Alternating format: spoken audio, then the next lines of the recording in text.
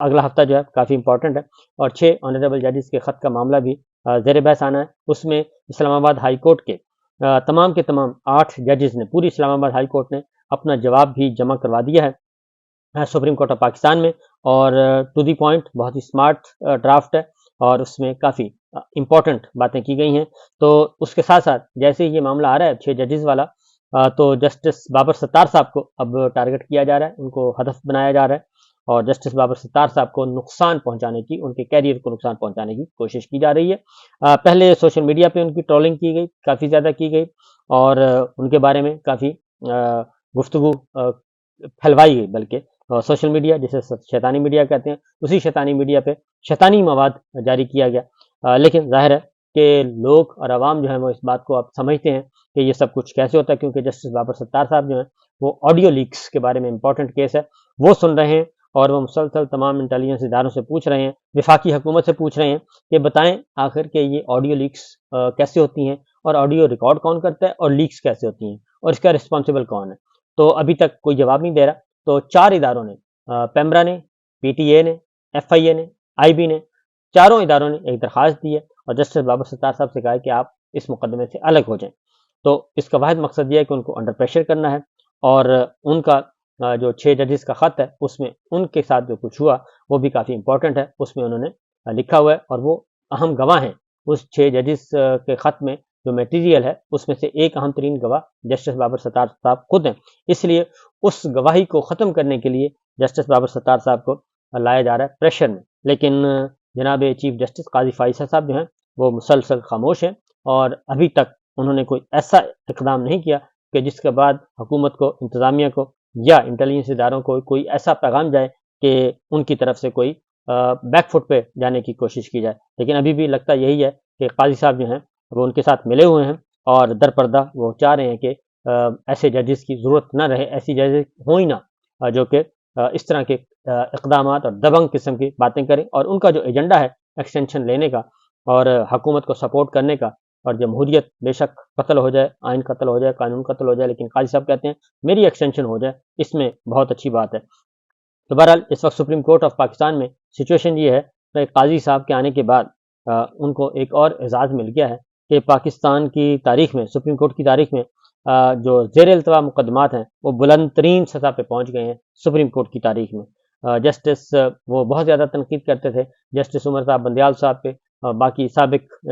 Chief justice صاحبان پہ، اور وہ کٹی کر کے بیٹھ جاتے تھے قاضی فائز صاحب، تو بہت زیادہ تنقید کرتے تھے، اور خود بھی کام نہیں کرتے تھے، ان کو کرنے بھی نہیں دیتے تھے۔ تو اب جب خود آ گئے ہیں تو ان کے دور میں پاکستان کی سپریم کورٹ کی تاریخ میں سب سے زیادہ زیر التوا مقدمات 5700 سے 57,000 سے تجاوز کر گئے ہیں جی، اور ایک سال کے دوران زیر التوا مقدمات کی تعداد میں 4,500 کے قریب اضافہ ہوا ہے، اور جیلوں میں موجود افراد کی جانب سے دائر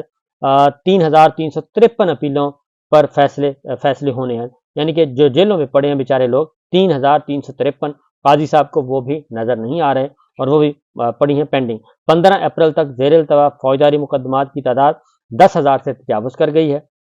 اور ہائی کورٹ کے فیصلوں کے خلاف اپیلوں کی تعداد 31,000 سے بڑھ گئی ہے۔ اور اسلام آباد سے جو رپورٹ کی گئی ہے، گزشتہ سال مارچ میں زیر التوا مقدمات کی تعداد 52,481 تھی، یعنی جب چیف جسٹس عمر صاحب بندیال صاحب جب گئے ہیں تو اس وقت 52,000 تھی، اور اب ہو چکی ہے 57,000۔ تو بیٹھے بیٹھے انہوں نے 5,000 مقدمات بڑھا دیے ہیں۔ باتیں آپ ان کے سن لیں جتنی مرضی، لیکن یہ عام آدمی کے مقدمات ہیں، عام آدمی کے معاملات ہیں، اور روزانہ ہر وکیل کو وہ بے عزت کر رہے ہوتے ہیں، ہر وکیل کو، ہر درخواست گزار کو، اور لیکن اصل بات یہ ہے کہ اپنے گھر میں ان کی کیا حالت ہے وہ میں نے آپ کو بتا دی ہے۔ یہ اعداد و شمار ہیں، سپریم کورٹ کے اپنے اعداد و شمار ہیں، اور اس کے ساتھ ساتھ جب آنریبل ججز جو ہیں وہ ان کو بتاتے ہیں کہ بھئی مداخلت ہو رہی ہے، ایجنسیاں مداخلت کر رہی ہیں، حکومت مداخلت کر رہی ہے، پریشرائز کر رہے ہیں ججوں کو، تو وہ کہتے ہیں کہ میرے دور میں تو نہیں ہوا۔ تو انہی کے دور میں کل ایک خیبر پختونخوا سے ایک جج صاحب اغوا ہو گئے ہیں، اور انہی دور میں یہ سارا کچھ ہو رہا ہے جو اس وقت 6 ججز نے خط لکھا ہے، انہی کے دور میں لکھا ہے، اور یہ جو سزائیں دی گئی ہیں عمران خان صاحب کو، یہ انہی کے دور میں ہی، یعنی کہ ایک تو انسان جھوٹ بولتا ہے، ایک سفید جھوٹ بولتا ہے، تو قاضی صاحب جو ہیں وہ سفید جھوٹ بول رہے ہیں کہ میرے دور میں کچھ نہیں ہوا۔ بھئی یہ جو معاملہ ہے احتساب عدالت کے جج بشیر صاحب نے کہ گاڑی پہ فائرنگ کس کے دور میں ہو، آپ کے دور میں ہوئی ہے۔ اس کے بعد جو قدرت اللہ کو جیل سے نہیں نکلنے دیا، جج قدرت اللہ کو، جب تک کہ انہوں نے عمران خان صاحب کو اس میں سزا نہیں سنا دی عدت والے کیس میں، اور ان کو بیٹے کا ولیمہ اٹینڈ نہیں کرنے دیا، تو آپ کے دور میں ہوا۔ یہ جو ابو الحسنات ذوالقرنین والا کیس ہوا، یہ آپ کے دور میں ہوا۔ اس کے بعد آپ اس کے اگلا کیس جو لے لیں، توشہ خانہ 1 ہے، سائفر کیس جو ہے وہ آپ کے دور میں ہوا۔ تو یہ سارے کیس آپ کے دور میں ہوئے، سارے کیس جج عطا ربانی کے گھر میں جو کریکر پھینکا گیا وہ آپ کے دور میں پھینکا گیا۔ ثاقب نثار صاحب چیف جسٹس، ان کے گھر میں کریکر پھینکا گیا، فائرنگ کی گئی، آپ کے دور میں کی گئی۔ تو یہ ساری جو چیزیں ہیں، لاہور ہائی کورٹ کے جسٹس صاحب نے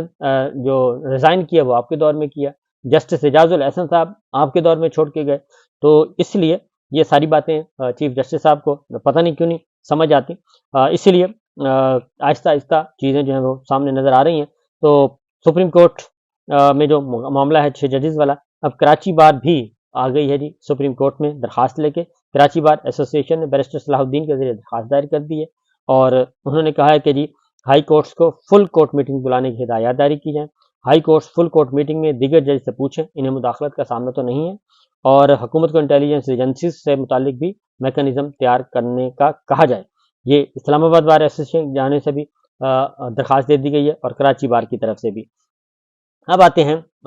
وکلا کنونشن کی طرف۔ تو وکلا کنونشن کی طرف میں نے کہا زبانی جمع خرچ ہے، اس میں کوئی ایسی چیز نہیں آئی۔ اس میں کہا گیا جی کہ کوئی احتجاج، کوئی اس طرح کی باتیں جو ہیں وہ نہیں جس سے پریشر بڑھے، اور انہوں نے کہا جی ججز کے خطوط از خود نوٹس پر روزانہ کی بنیاد پر کارروائی کی جائے، یہ اعلامیہ ہے۔ ججز کے کام میں مداخلت ڈالنے والوں کے خلاف کارروائی کی جائے، وکلا کے خلاف درج مقدمات سے دہشت گردی کی دفعات خارج کی جائیں، تمام گرفتار وکلا کو باعزت رہا کیا جائے، اور ماڈل ٹاؤن میں قائم سول کورٹ کا نوٹیفکیشن واپس لیا جائے۔ اب اس میں انہوں نے صرف وکلا کیا ہے، جبکہ مسئلہ یہ ہے کہ عمر سرفراز چیمہ سابق گورنر ہیں، میاں محمود رشید ہیں، اعجاز چودھری صاحب ہیں، اور اس کے بعد ڈاکٹر یاسمین راشد ہیں، عالیہ حمزہ ہیں، صنم جاوید ہیں، یہ وہ ہیں سیاسی کارکنان ہیں، اور چودھری پرویز الہی ہیں، اور شاہ محمود قریشی صاحب ہیں، عمران خان ہیں، یہ سیاسی رہنما ہیں اور سیاسی کارکنان ہیں، اور سیاسی بنیادوں پہ یہ مقدمات ہیں۔ ایسا کچھ بھی نہیں کیا گیا اس اعلامیے میں بھی، تو لہذا نیوز دلی دورست یہ صرف اپنی بات سے اپنے سے بات شروع ہوئی اور اپنے پہ ہی ختم کر دی گئی۔ اب آتے ہیں اسلام آباد ہائی کورٹ کے ججز نے، تمام اسلام آباد ہائی کورٹ نے متفقہ طور پر تجاویز جو ہیں وہ سپریم کورٹ کو بھجوا دی ہیں، اور اس میں جو بھجوائی گئی تجویز اس کے مطابق ججز کوڈ آف کنڈکٹ ڈرافٹ، یعنی کہ وکلا پیچھے ہیں اور ججز 6 کے 6 ججز اور پلس 2 اور ججز آ گئے، اس میں 8 اسلام آباد ہائی کورٹ کے ججز جو ہیں وہ فرنٹ فٹ پہ کھیل رہے ہیں، وہ اپنی جان مال آبرو کی پرواہ کیے بغیر، اپنی نوکری کی پرواہ کیے بغیر، اپنے عہدے کی پرواہ کیے بغیر، وہ سارے کا سارا اپنا ایک ہمت کا مظاہرہ کر رہے ہیں، لیکن وکلا جو ہیں وہ ابھی تک وکلا تنظیمیں وہ کام نہیں کر سکیں جو کہ کرنا چاہیے تھا۔ تو وکلا نے لکھا جی، اسلام آباد ہائی کورٹ نے جو لکھا ہے سپریم کورٹ کو تجاویز دی ہیں، اس میں کہا ہے کہ جی ججز کوڈ آف کنڈکٹ ڈرافٹ بھی بطور تجویز اسلام آباد ہائی کورٹ کی جانب سے شامل کیا گیا۔ تجویز کردہ ججز کوڈ آف کنڈکٹ ڈرافٹ 6 سے 7 صفحات پر مشتمل ہے، اور کسی قسم کی مداخلت پر ادارہ جاتی رد عمل ہونا چاہیے، یعنی کہ اگر کوئی مداخلت ہوتی ہے تو پورا ادارہ، پوری جوڈیشری جو ہے وہ اس پہ ریئیکٹ کرے، یہ تجویز دی گئی ہے۔ دوسری، سول جج، سیشن جج، ہائی کورٹ جج ہر قسم کی، یعنی کہ کسی بھی قسم کی مداخلت کسی بھی لیول پہ ہوتی ہے تو جج جو ہے وہ رپورٹ کرنے کا پابند ہوگا، سول جج سے لے کے ہائی کورٹ اور سپریم کورٹ کے جج تک، ہائی کورٹ کے جج تک، کیونکہ وہ سپریم کورٹ کے جج کی تو بات نہیں کر سکتے، تو اپنی اسلام آباد ہائی کورٹ کی بات کرتے ہیں کہ سب کو پابند کیا جائے کہ اگر کسی جج کو کوئی پریشر آتا ہے تو وہ فوری رپورٹ کرے۔ مداخلت سے متعلق 7 روز میں رپورٹ کرنا لازم ہوگا، 7 روز میں مداخلت رپورٹ نہ کرنے والا جج مس کنڈکٹ کا مرتکب ہوگا، اور اگر کوئی جج رپورٹ نہیں کرتا تو پھر بعد میں پتہ چلتا ہے تو اس کا مطلب ہے اس نے مس کنڈکٹ کیا اور اس نے بات کو چھپایا ہے، اپنی اتھارٹیز کو نہیں بتایا۔